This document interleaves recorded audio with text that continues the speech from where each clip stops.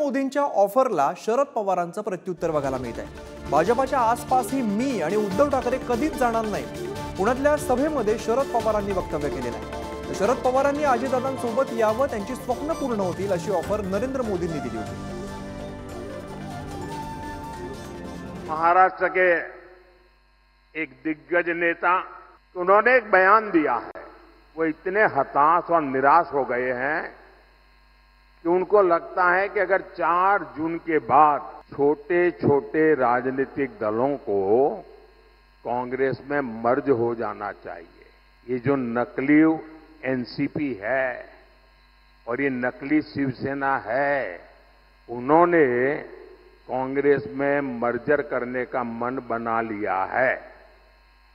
अब आपको मैं बताता हूं, जब 4 जून के बाद कांग्रेस में जाकर के मरने के बजाय अरे सीना तान करके हमारे अजीत दादा के साथ और शिंदे जी के साथ आओ, बड़े शान से सपने पूरे हो जाए। आजपर्यंत तुम्ही सगळं फोडलत, शिवसेना फोडली, तोडलीत, राष्ट्रवादी तोडलीत, फोडलीत, तरी देखील कधी मला डोळा मार, कधी पवारांना डोळा मार। आज सकाळी पवारांना डोळा मारला की या आमच्याकडे। एका ठिकाणी बोलायची नकली शिवसेना आहे, एका ठिकाणी बोलायचं नकली राष्ट्रवादी आहे, आणि मग म्हणायचं आजा मेरी गाडी में बैठ जा।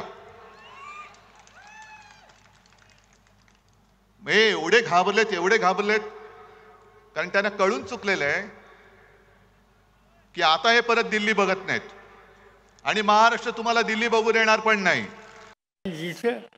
राष्ट्रवादी धर्मवादी विचार हा इथं पुरस्कार केला जातो। या पक्षाच्या आसपास सुद्धा मी काय किंवा उद्धव ठाकरे काय आम्ही कधी आयुष्यात उभं राहणार नाही। या लोकांना आम्ही सत्तेवर बाहेर कसं काढता येईल त्यासाठी जे काही करता येईल ते करण्याच्यासाठी शक्ती लावणं हे आमचं राष्ट्रीय कर्तव्य आहे।